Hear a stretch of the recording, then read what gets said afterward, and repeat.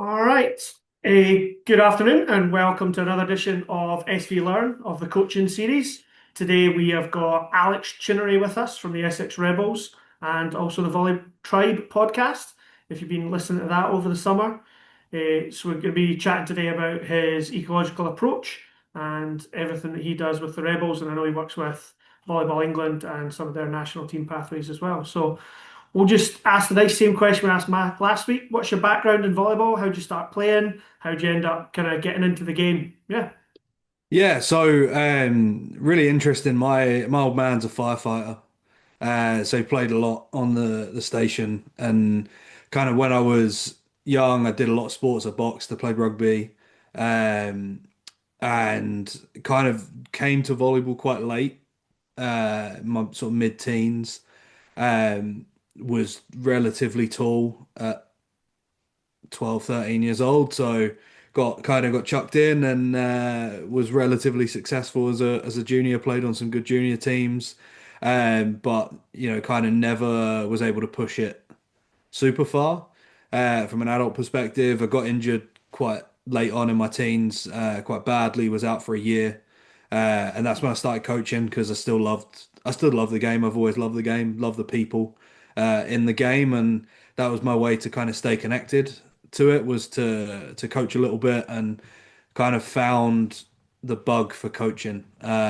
Way better coach than I ever was a player. So it's one of those things when you're super competitive and you find something you're quite good at, you find your little niche, you ride it for the rest of the time. So yeah, just that was kind of my thing, and I coached a lot sort of locally, and did a lot of local league coaching. And about 5 or 6 years ago during COVID, was working with our junior performance group in our region here in the Eastern region.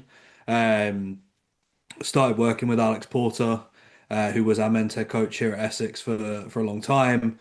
Someone that I've known for forever, but really got to know about 5 or 6 years ago. Um, and he invited me along to coach at Essex as a volunteer assistant. Did a couple of years as a volunteer assistant, then went and studied at Essex for my master's degree. Was working and coaching part time there while I was doing my master's, and at the end of my master's, managed to secure a full time contract. And it's now what, season three as a full time paid head coach on the women's program. And yeah, it's kind of flown from there. It's been a little bit of a whirlwind, but a cool journey to be on at the same time. Nice. That was a good introduction. And like you're saying there, you ended up at Essex. When you started there with Porter, were you working mainly with the guys, or was it always been kind of the women's side of coaching that you've been down? I know myself, I kind of always more coached the women's side, but it's always interested to know kind of how you ended up making that choice more than the men. Yeah, so I was coaching the men a lot before I went to Essex. But kind of the natural fit at Essex was to work more on the women's side of things. Alex himself is more of a men's coach than he is a women's coach. I don't think he'll mind me saying that. So it was kind of a natural fit, and for me, it's really has been a natural fit for me as well to go onto the women's side of things rather than on the men's side. So, um, that was where I kind of started, where I was doing putting a lot of time in. Kind of before we became Rebels and we were tendering, I was coaching tendering in the Super League right from the start as their kind of head coach, but Alex was in charge of the whole program. Um, and then it was sort of Christmas during my master's year. We'd just become Rebels for the first time, and it kind of got to a point where it was too much for Alex to manage both programs at the same time, and it was a much better fit resource-wise for me to just fully had kind of taken over on the women's side by that point anyway. And it just made sense to hand it over completely at that point. You say they're like a natural fit. Like, what do you think makes you feel more comfortable in that kind of environment coaching the women than the men's side? Yeah, I mean, I hate talking about myself like this, but I'm a relatively and this referees won't agree with this, but I'm a relatively placid guy. I'm quite laid So back. I'm before you, quite how many cards have you had this year so far, Alex? zero this year. Zero. Oh, I've not okay, had one okay. yet. That's fine. Well done. Good Actually, start. no, that's not true. I did get a yellow card when we were out at Nevza, Okay. um, which probably should have been a red, but was only a yellow. Um, Don't say you're placid. That's okay. but you know, towards my athletes, I've always found it really easy to connect with female athletes. I find the female mind to be a better fit for my coaching style often than the guys' side. Um, I love problem solvers and I love people that are curious, that are quite inquisitive, and I found female athletes are a lot easier to get the buy-in for them to solve the problem. Um, which as I say is a really natural fit for kind of my style and the way that we work here.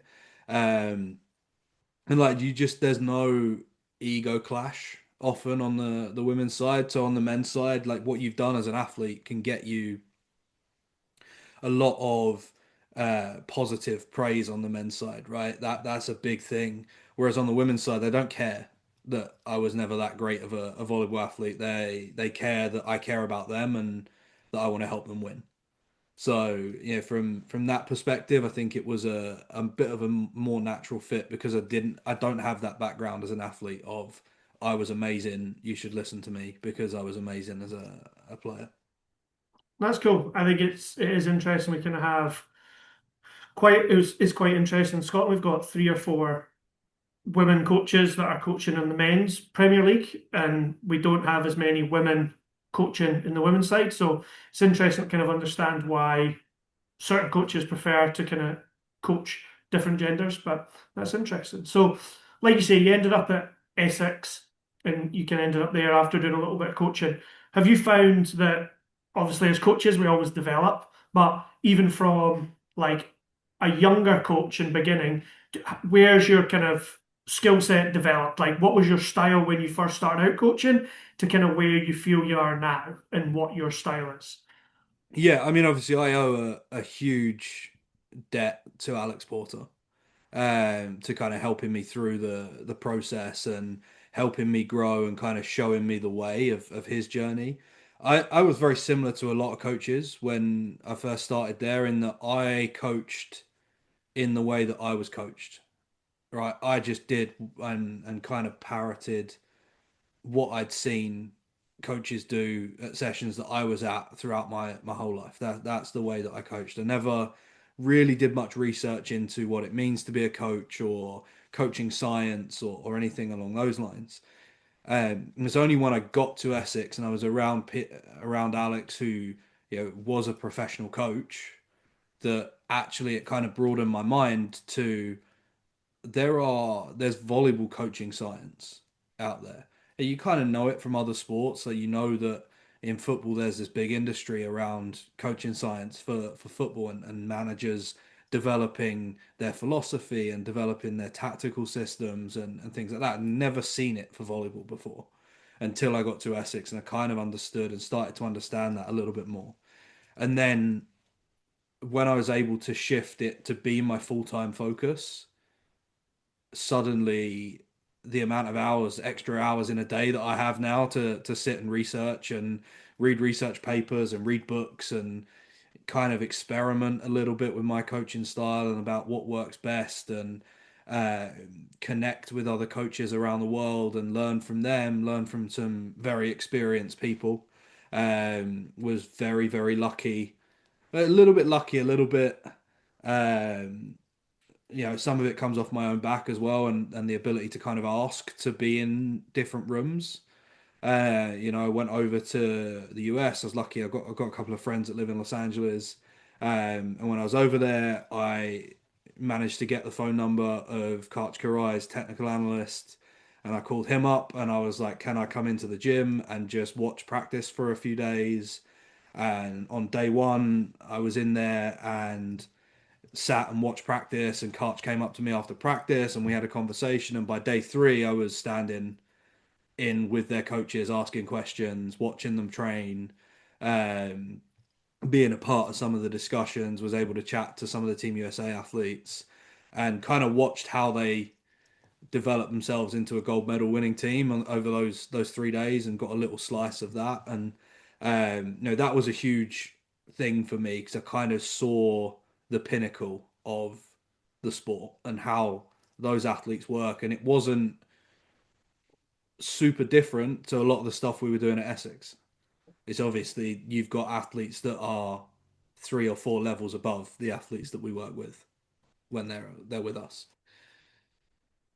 But yeah, I think there's a few good points there. I think, like you're saying, it's when you see that high level volleyball, it's similar to what we are doing. It's just the consistency that they can produce that at.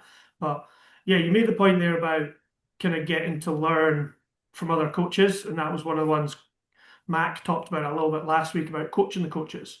So what would be some of like the advice we talked there? You get a lot of time, sure, full-time job.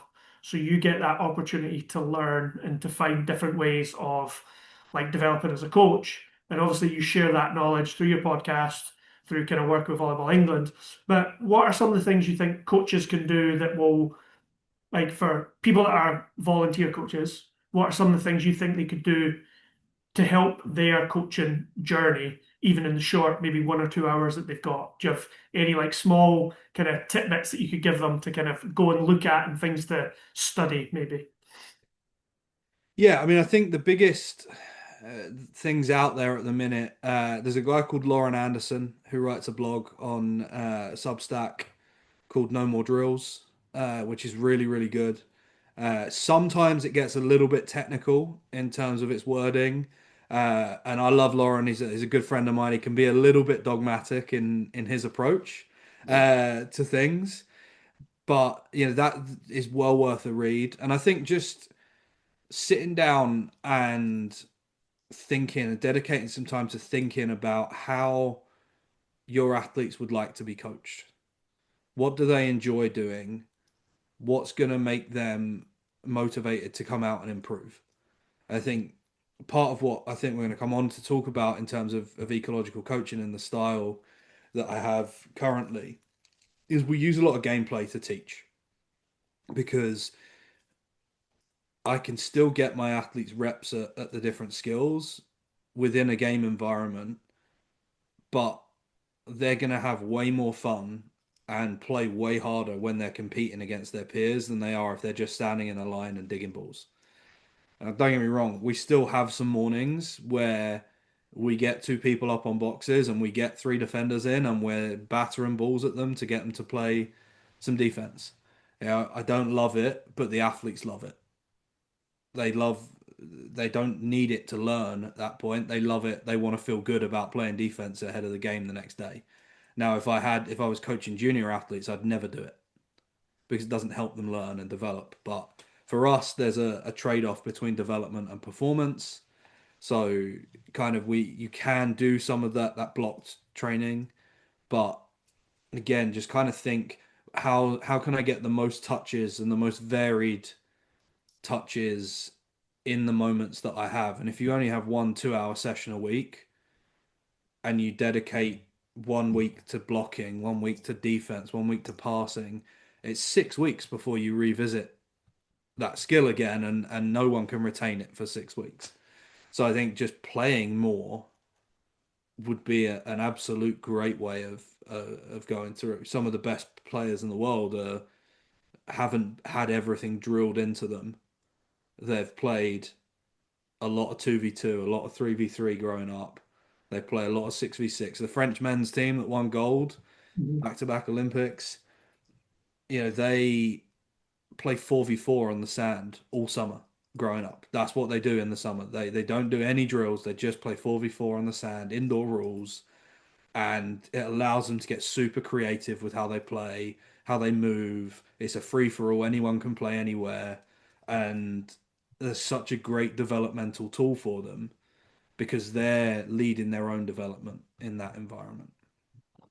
Excellent. I think that leads on perfectly because I think the title of the pod of this episode is going to be like, what is ecological coaching? And I think you've kind of touched on it there. Can you give like a quick kind of breakdown of what ecological coaching is and what that means to you really in like a volleyball context that our coaches will find easy to understand.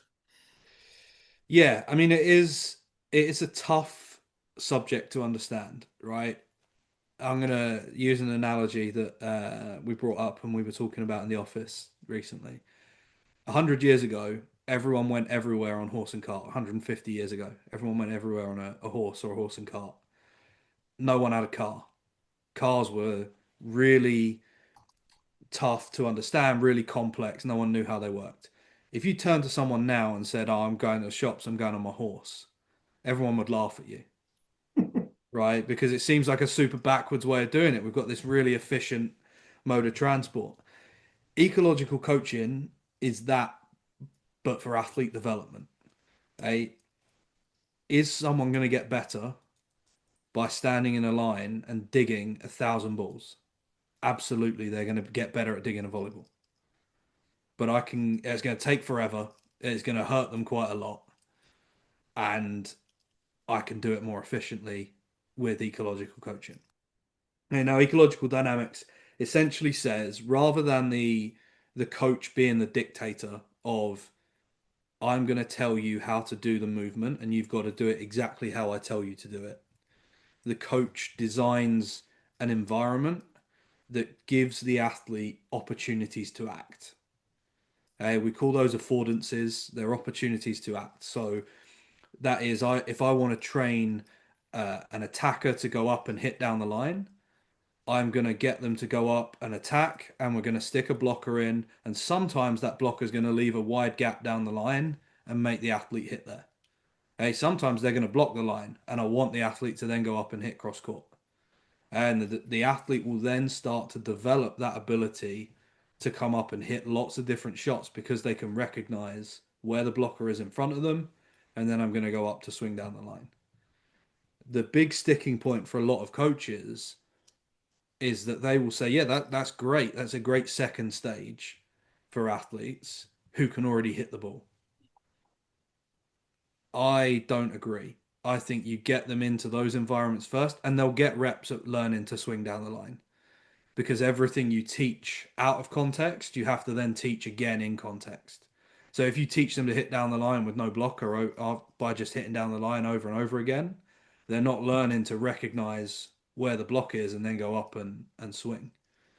And one of the biggest things that we're looking for is something called athlete self-efficacy or athlete self-organization. We want the athletes to come up with their own solutions to play the ball. Now, you can scaffold it a bit.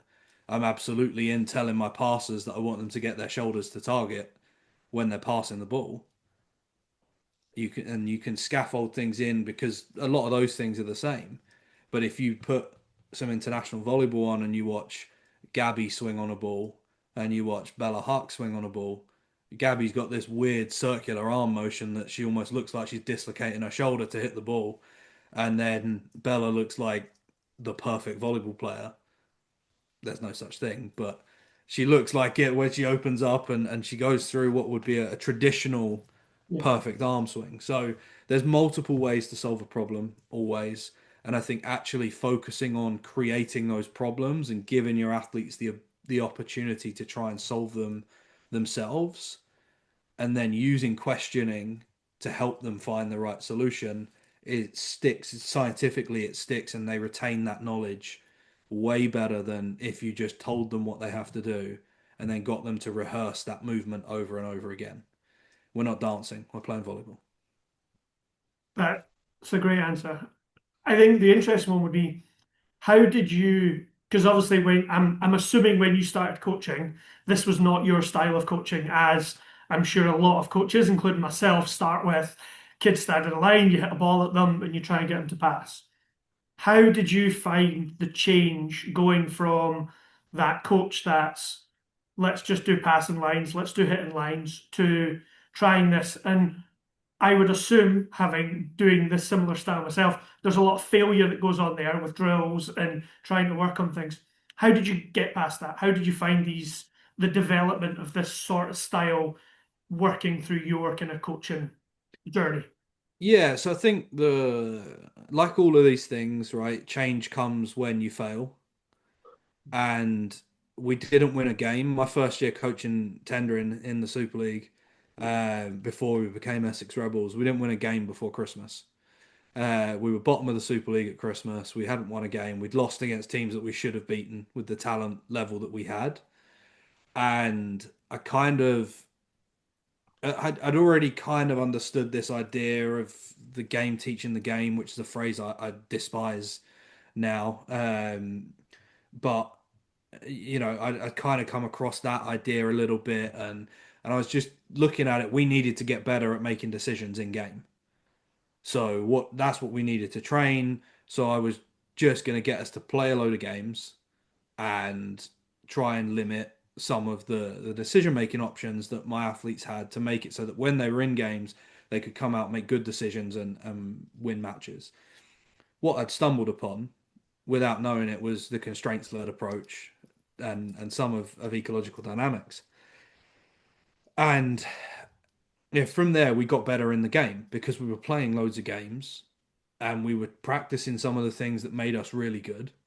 We had a couple of pretty good middles. We had a really, really good opposite. So it was like, right, we're going to try and kill the ball. We're going to try and get the opposite as many swings as we can so she can kill the ball as much as possible. And we're going to play from there. And that's essentially how we then started to win some games.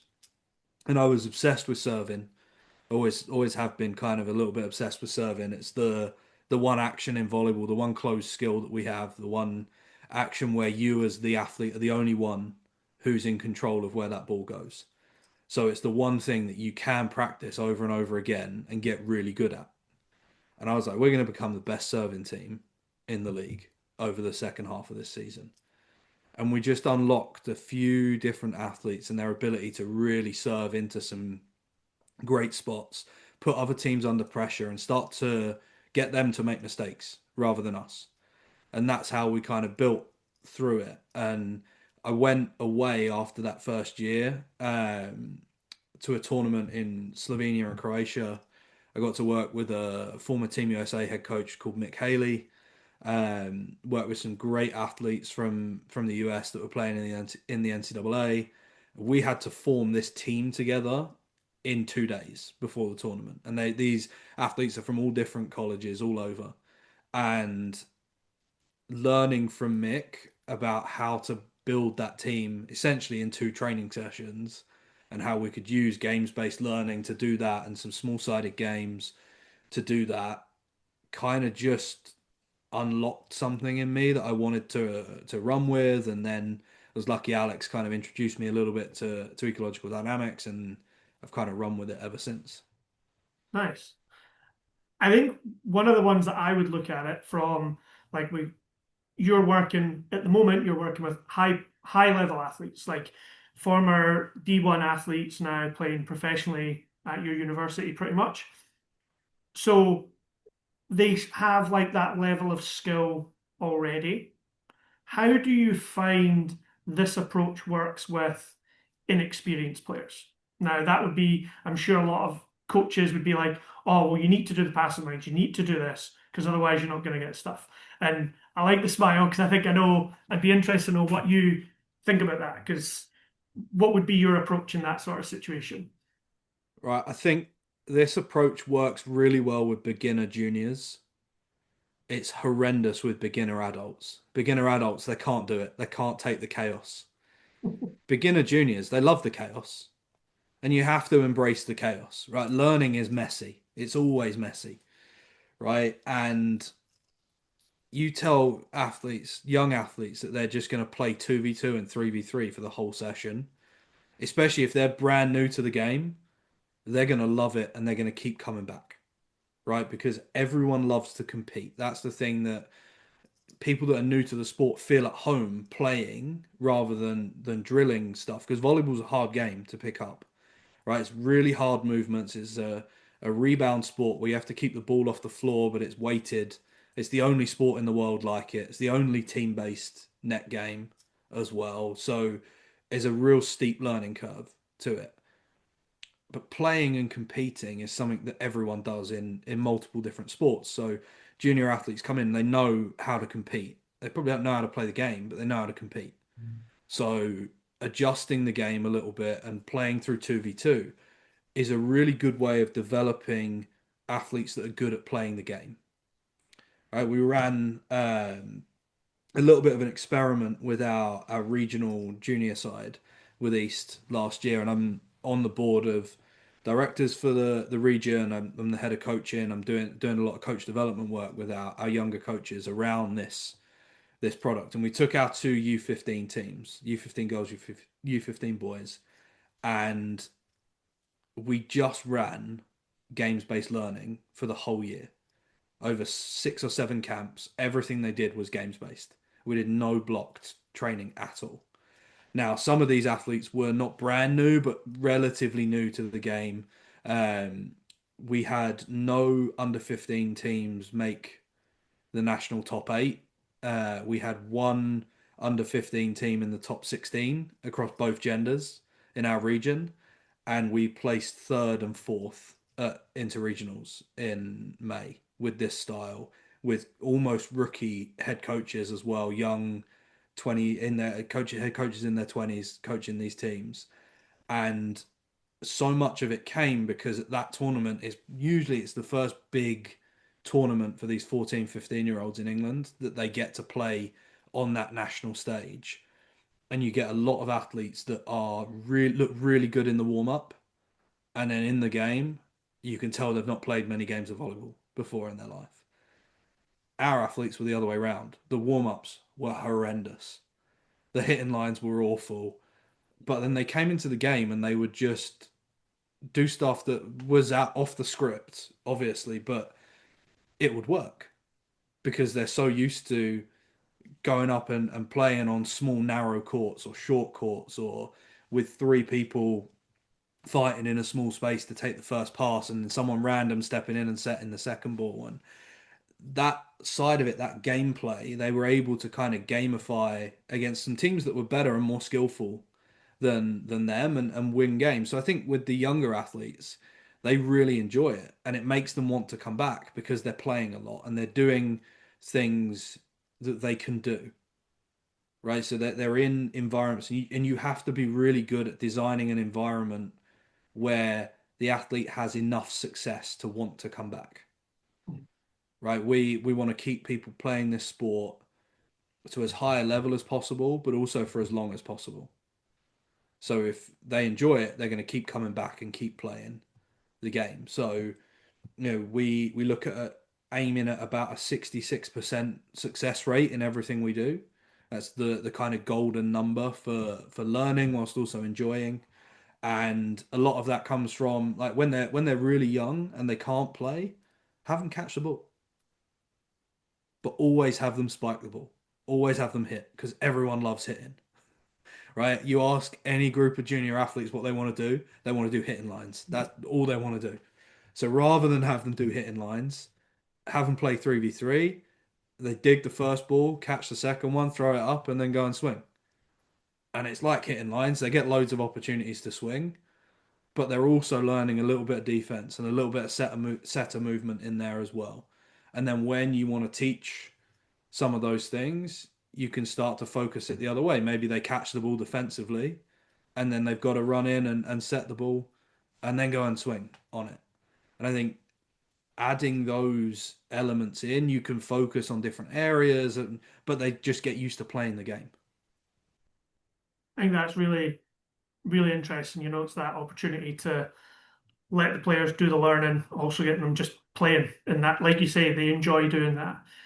Do you find it a little bit of a challenge, though, some of the times with some of the younger athletes when I suppose we harp on a lot about technique and doing things the perfect way, like you're saying, like you mentioned Bella Hack earlier, but you're saying there's no perfect swing, but she's as close as you can get to it. Like, do you sometimes find it a challenge working with younger athletes when you might have 6 people or 5 passers and all 5 pass the ball differently, but you're trying to get the same outcome with them? Like, would you spend a lot of time focusing on the technique in that game and want them to do something a certain way, or would you allow them to kind of continue on what they're doing? What would your approach be in those sort of situations? So we actually had something similar with Rebels this year. in that I've got what, five outsides, two liberos on our roster this year, and they are from all different parts of England, the US, and Cyprus and Croatia. So I've got athletes from all different backgrounds coming in here, and passing has been a real strength of ours the last few years. This year we're not super strong in the pass. It's probably with our outsides we've got some absolute killers offensively. Passing wise, we're a little bit more suspect than we have been in the last few years. And part of that it comes from because we've got people coming from all different walks of life, stepping on the court with all different ideas on how to pass. And I've kind of boiled it down a little bit into a simple factor of there's two types of passers for me. There's people that pass with their feet and pass with their platform, right? They're the two big elements of passing, and they're really the only things that you need to get right. You need to get near enough to the ball that you can get your platform in the right place to direct it to the setter. Now, some passers are really good at that platform bit and getting it into the right place, but their feet are a mess. They're all over the place. They get close enough to the ball to play it, but they're not stable. They're not anything, but their platform's really good. Some athletes are really good at getting to the ball, but their platform is late. It moves late. It's struggling to get to the right spot. So we just kind of changed the language that I use with working with the passers. We identified which are the passers that are really good with their feet and which are the ones that are really good with their platform. And the ones with the platform, I'll be like, right, leave the platform.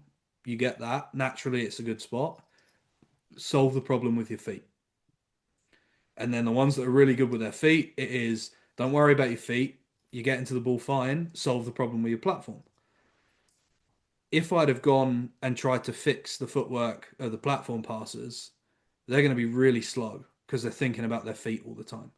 Same the other way around. They're going to slow right down because they're thinking about something. Whereas if I just tell them to solve the problem with their feet, they have to keep trying different solutions that work. And I might throw a couple of questions in of, does it help you to have your platform that high, or would you be better off moving further back? And then, they tried moving further back and, oh, it works for me that time.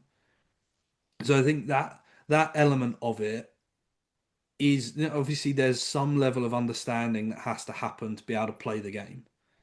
But actually, I do and don't agree on that side because you can just scale it all the way back.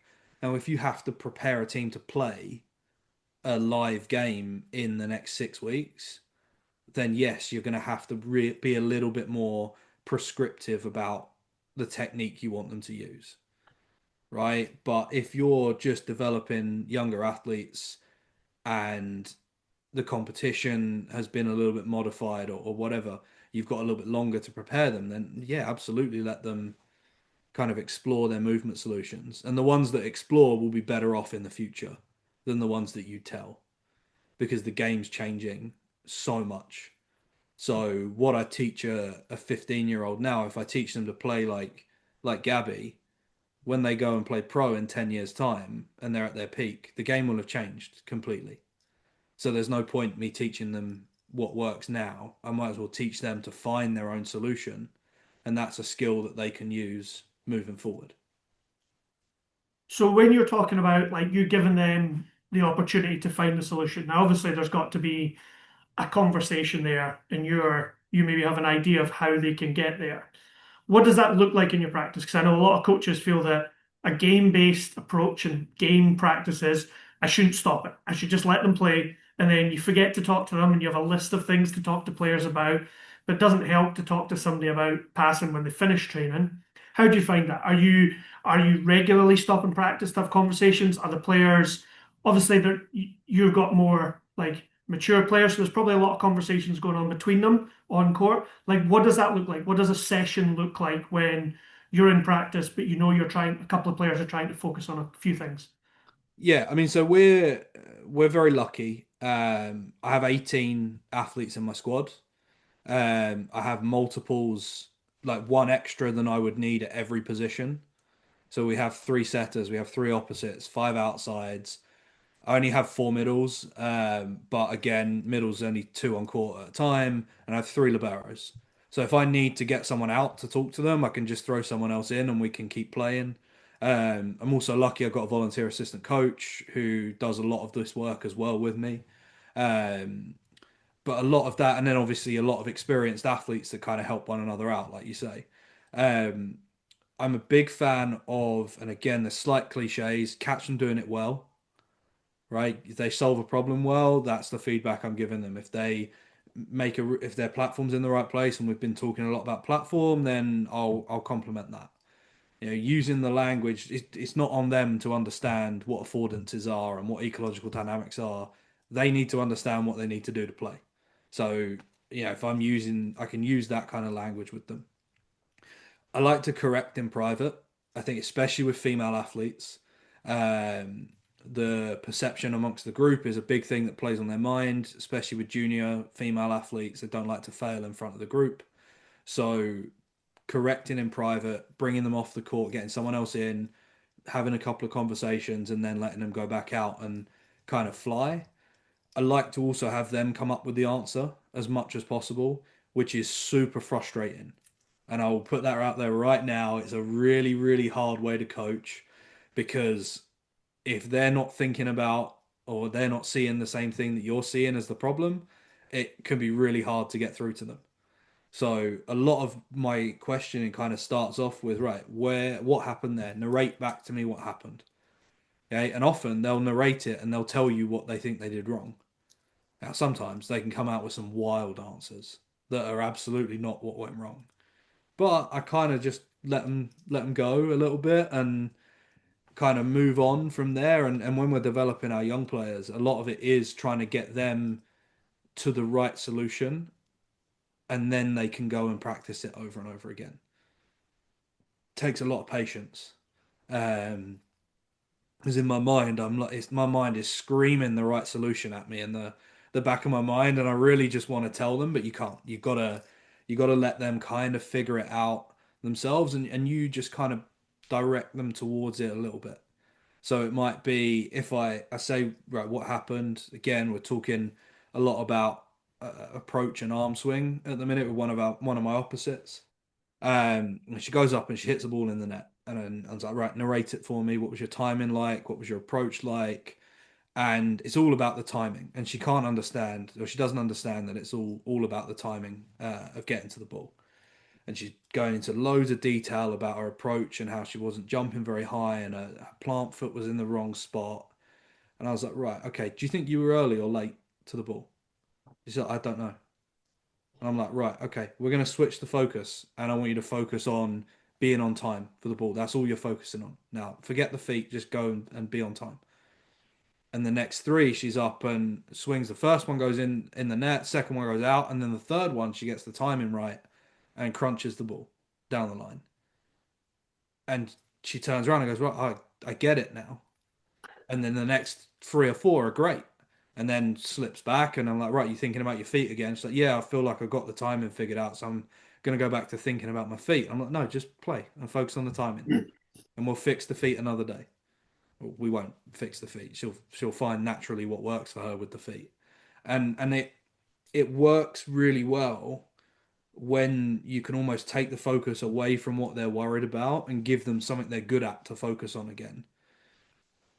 And doesn't always work. Nothing always works. If there was a perfect solution, sorry, Danny, I wouldn't be on here talking to you. I'd be in Italy earning €1 million a year coaching a team. So, there's it can be frustrating and it can take a lot of time. Time something I'm very grateful I have a lot of with my athletes, and I'm aware people don't always have a lot of time with their athletes, which again I think is why, and I stole this from a guy called Tom Hartley who worked with British Motorsport as a coach developer. I like being a treasure hunter. I like finding something that someone does well and focusing in on that and getting them to focus in on that. So if you've got an athlete that jumps out the gym but isn't really that coordinated, I'm going to talk to them a lot about jumping as high as possible and then trying to be on time for the ball. And eventually they're going to start to get it and the arm swing will start to get there. And I'll do a lot of throwing work with them and get them to focus on their arm swing through their throw, right? So if we're just in the warm up, we're throwing dodgeballs. And I'll be like, right here, open up, really focus on opening up. And then when we come to the game, it's less about the technical element and more about, right, focus on what you're really good at. A lot of coaches can be what we call deficit detectors. They see exactly what's wrong all the time. It's all about what's wrong. And a lot of athletes are like that as well. They're like, what's wrong? What do I need to change? What do I need to fix? Sometimes it's not about fixing things, it's about taking what they're good at and really pushing it. I think that's really important. I totally agree with you. I think it's that if you're always trying to fix the negative and see the negative, the positives get forgotten about. But no, I think that's hugely important. How are you? Because as you say, you've developed this style over recent years. How are you finding like the rest of the coaching in like compares between the likes of the US? You're obviously across there. I know you were at Baylor. I think it was last year. You've been in the US gym. You go to different places to learn, like, and you've been in Denmark last couple of weeks ago with or a few months ago with the under 18s. Kind of how do you find the approaches are with the play-based style in different places compared to what it's like in the UK? Putting a bit of pressure on you there, and maybe some controversial takes will get coming out of you now. We'll see. So I actually think in volleyball it's really in its infancy. Um, I found working with, well, we both worked with an Italian coach this summer, and actually the Italians are way ahead of everyone else on it. And you wouldn't expect that. You would expect them to be very technical and very much rep it, but they're not. They're actually very game based in their approach. They're probably not super ecological in their approach. They're still, very prescriptive with what they want to see from their athletes, but they play loads. They play all the time. And a lot of it is taught through play. A lot of it's taught through sort of constrained games where you can on a small court and you have to, you can only jump and swing on the second ball, or like all those different funky rules that you can put in. And I think that was a really big eye opener for me, is that they've embraced that, and it'd be hard to argue that anyone's having any more success right now than the Italians, right? They're winning everything at the minute. So, yeah, that was a big influence on me this summer to kind of see it out there a little bit. I think there's pockets of it across the world. So my friend Maria, who coaches the Norway U22 program, she's super into this. Another one of our friends that we met on the FIVB2 course this summer, Delphi, who coaches in Spain, super into this. I think at the NCAA level, some of the coaches that I've spent time with out there, they have a different job in that they are selling their program to athletes all the time. So athletes over there expect training to be and practice to be a certain way, and those coaches have to build their environment in a way that suits their best athletes. Otherwise, their best athletes are going to leave and go elsewhere. So there's a big element of that in it. I think there's still a lot of coaches in the NCAA who coach the way that they were coached growing up, and it hasn't quite hit them yet. There's a lot of coaches in the NCAA that are doing great things as well, um, that are very game based, that aren't super technically um, restrictive for their athletes. Um, but I think there's still a lot of that, and in junior volleyball in the US, it's a real minefield. It's so 20 20 years out of date in coaching science, I think, a lot of the time. And like I've coached and been very lucky to coach with some of the best junior clubs in the US, and watch what happens in their gyms, and visit with some of their coaches, and speak to some of their coaches. And so much of the US system is based on private lessons and one-to-ones and things. I don't do one-to-ones. I've had offers to do one-to-ones with athletes. I refuse. The minimum you want me to come in, you've got to have four people. We've got to be able to play 2v2. If we can't play 2v2, we can't learn. So, from that perspective, I think there is it's a growing um, kind of philosophy out there. There's some coaches that do it really, really well, but there's some there's a lot of big steps to go. Basketball is way ahead of us right now, of volleyball right now in terms of this space. And even that's a sport that was way behind, kind of like volleyball until 3 or 4 years ago. There's a guy called Alex Sarama. He published a book called Transforming Basketball that's kind of changed basketball coaching in the last few years. Um, he's a friend of a friend. I was lucky enough to speak to him once, and uh, really, really good stuff, all on ecological dynamics. Lauren's doing similar things in the US for volleyball. Like his blog is really good on that side of things. And I think it's coming. That revolution is coming. Um, but I think we're a little bit behind. As some of the European countries are way ahead of us on that side of things. I think, yeah, you made the point. We obviously worked at volleyball development camps over the summer. I'm sure Bob and Deb will be very happy with the shout out. But yeah, I think we did a lot of play-based like activities for the players. You could tell that they were really enjoying the challenge of trying to figure out what they were meant to be doing. It was very different than what they had done before, and you could tell a lot of them, a lot of international students from different parts of the world, they were very much like, oh, this is not like our training at home. It's not stand in a line and dig balls and everything like that. And I think a lot of the coaches all agreed they got a lot out of it because they were learning to problem solve and fix those problems by themselves instead of just standing there in one spot and digging a ball. So, and yeah, I think a lot of coaches could take a lot from like the style of coaching.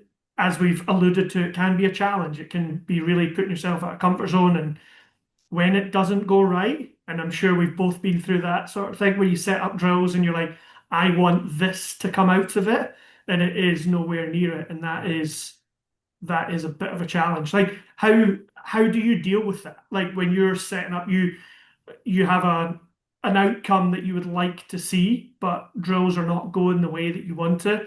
Like, do you let it run because you see something going on, or do you like to change it and move things around? Like, where does that confidence come from for that, you know?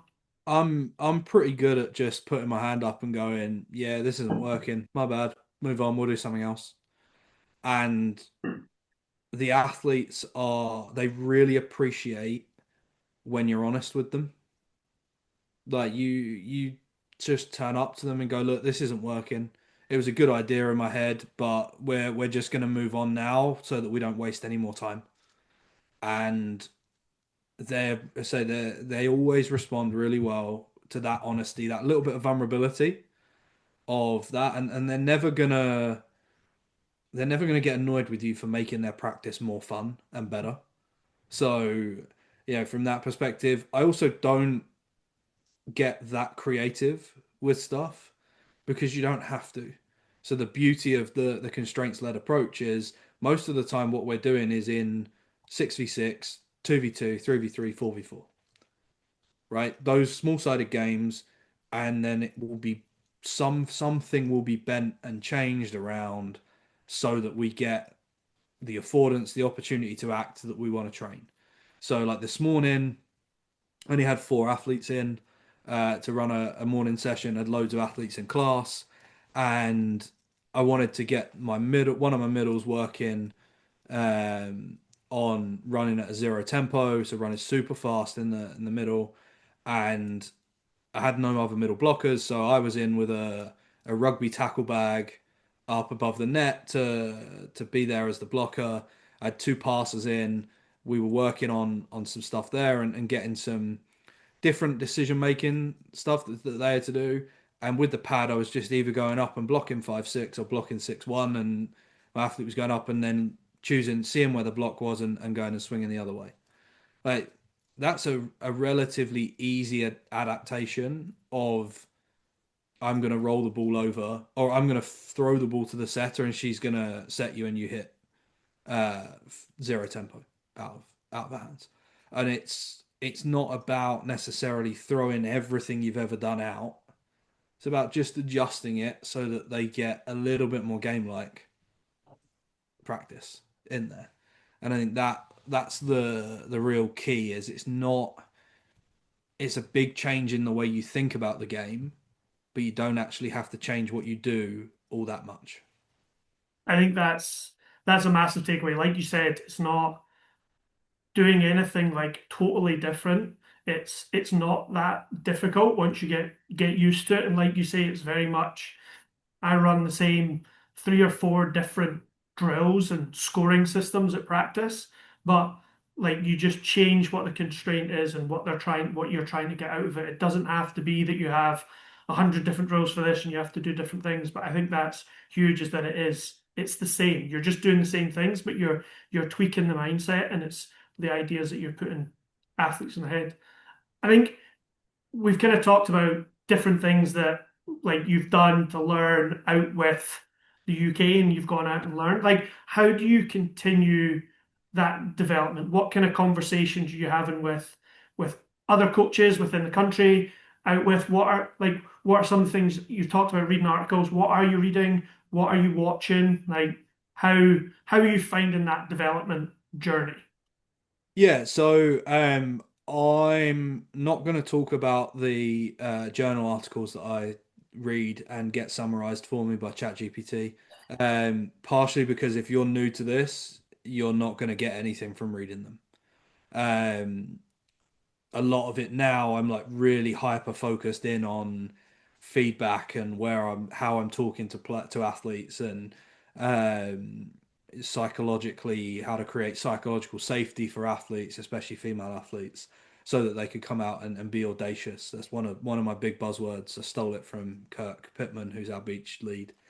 Um, a lot of the learning I do. So the places I would start, I'd start with Lauren's blog. I'd also start with a guy called Rob Gray. He wrote a book called Learning to Be an Ecological Coach. It's a little bit heavy. You'll have to read it probably twice, maybe three times through to start understanding it. Um, but it's a really, really good introduction. Don't listen to his podcast yet. Finish the book first. And then he has a podcast called the Perception Action podcast. Listen to the episodes where he has guests on, the ones where it's just him breaking down research papers. Even I struggle to get through. um, and Alex, who's doing a PhD in sports coaching, he struggles to get through them. So it's that's a tough one.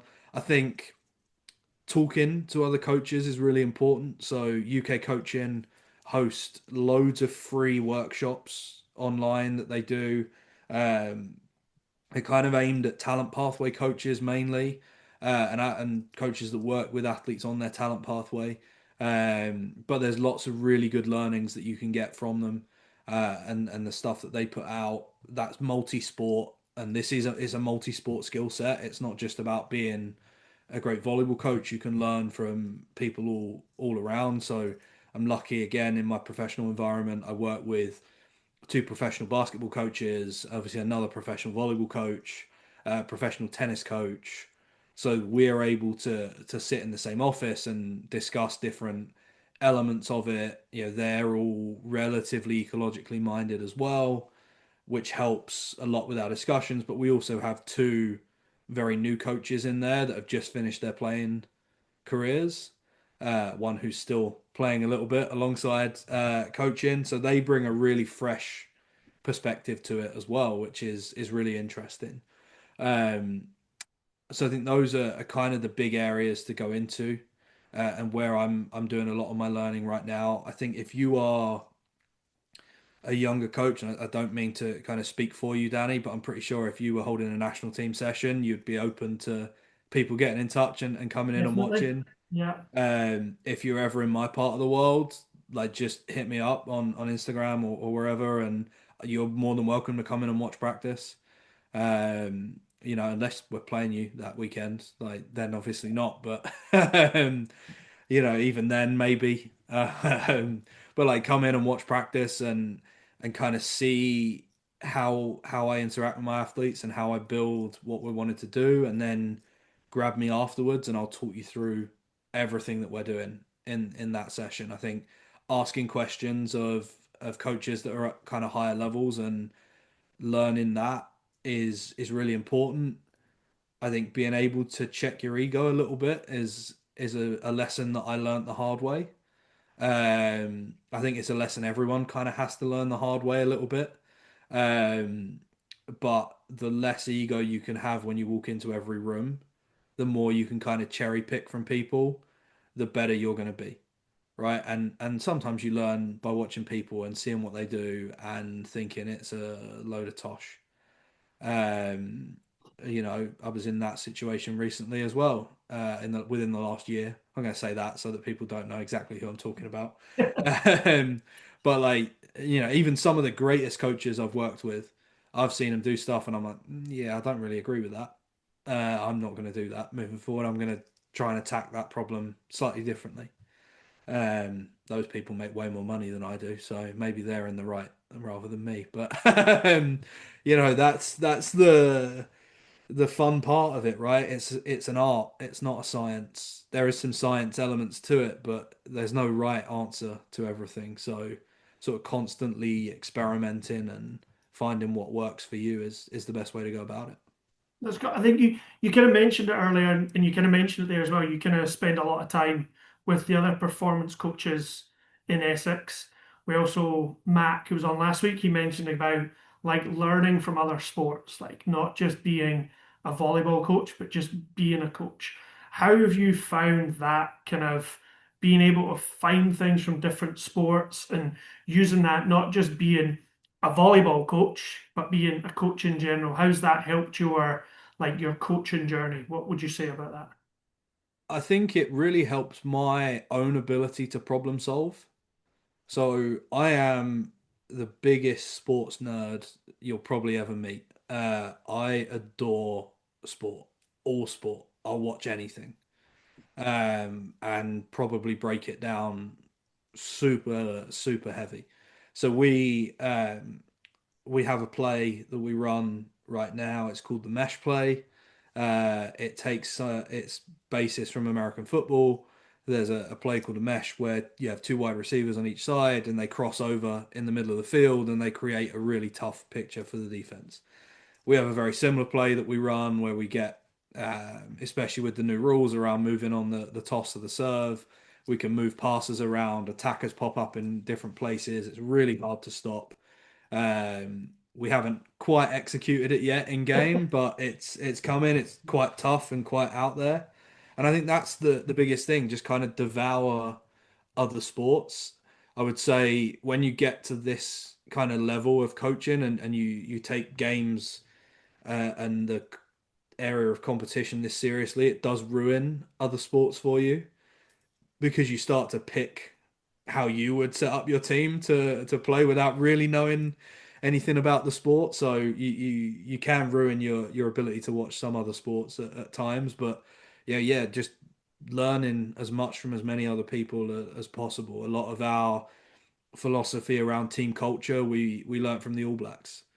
A lot of stuff again from Greg Popovich's San Antonio Spurs teams. Like those great teams must have done something right to be that good.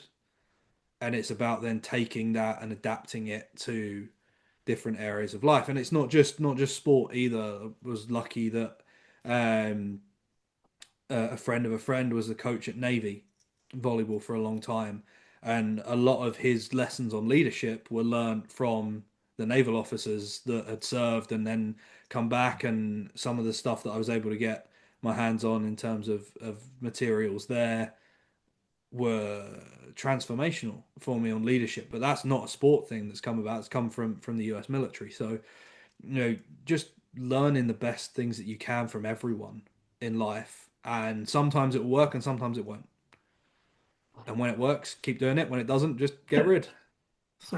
Sounds like some good advice right there. I think you've kind of shared a lot of kind of why you coach and what you've like all the different strategies you have. Now I know we'll let you plug the podcast a little bit. Like I think we've worked together over the summer and we've chatted a lot even before that. And I think it's been great to kind of pick each other's brains and get different ideas. I've enjoyed listening to the podcast over the summer.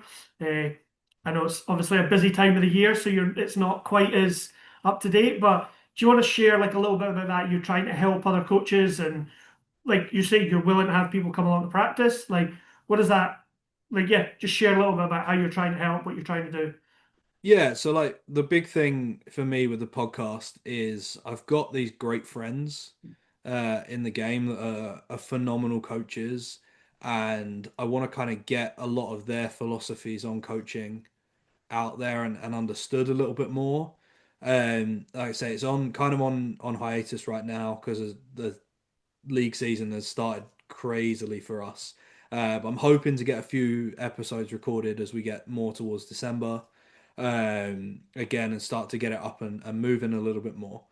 Um, I think some of the best things for me, I use it as a time to catch up with my mates about volleyball. And we record it and we get it out there for you guys to listen to. And it can go in wildly different directions. So when I had Lauren come on the podcast and we spoke for 3 hours and I had to edit it down to something that was listenable because we were just rambling on about stuff to do with ecological dynamics and things. But like there's some gold on there. Spoke to Maria, my friend who coaches in Norway, and she shared some brilliant stories about how they work in Sweden and Norway with their junior athletes. Um, I'm hoping to be able to get Lauren Bertolacci on in the next couple of months before she starts work in the US. But she was the head coach of Switzerland's women's program and built them up from finishing in the bottom two in the Silver League all the way up to winning the Gold League, I think, recently, or getting up into the Gold League in Europe. So, she's a great person to chat to. But it's a podcast that's for everyone. So there are some high performance elements to it, but we try and make it so that we can relate everything back to everyone that's coaching. Um, in the next few weeks, I'm going to record an episode with a friend of mine who coaches out in Spain. She owns her own junior club in Spain. She only works really with beginner juniors, but she's one of the best junior beginner coaches that I've ever come across. And like we can learn, I learned so much from her that I use now in my pro level sessions. And I think everyone can learn from everyone. So it's just about getting as many different experiences of the game into people's ears as possible, kind of opening up the world a little bit. Volleyball, you think you know a lot when you're in the UK, and then you go abroad and you speak to people and you realize that there's so much knowledge about this game that we don't know. And the simplicity with which they approach things, these really complex volleyball topics, is outstanding. Like the approaches that they have and what their athletes are able to do and able to perform on command is unbelievable. So I think there's loads of opportunities to learn, loads of great people to talk to, and you also get a little bit of an insight into my life as a professional coach. Um, I'm very lucky. I'm living my dream, right? I'm doing the job that I absolutely want to do. But it's really hard. And this isn't a woe is me kind of message, but like this week alone, I will work 85 hours probably this week, preparing for our game on Saturday against Durham. So, there's a lot that goes into it. Um, and I think it's quite nice to kind of see for you guys to hear and understand some of the levels and some of the troubles that I have as well. So like, it's not all rosy. I'm not amazing at this. I'm pretty good, but I still fail a lot, at least once a day, in doing something. There are still times when I walk home from a session and I am steaming angry about myself, not about my team. So there's times when I walk home and I'm steaming angry about my team as well. Don't worry, they're not perfect, but yeah. So that element of it, there's going to be a little bit more coming on that side of things as well. Hopefully, in the next couple of months.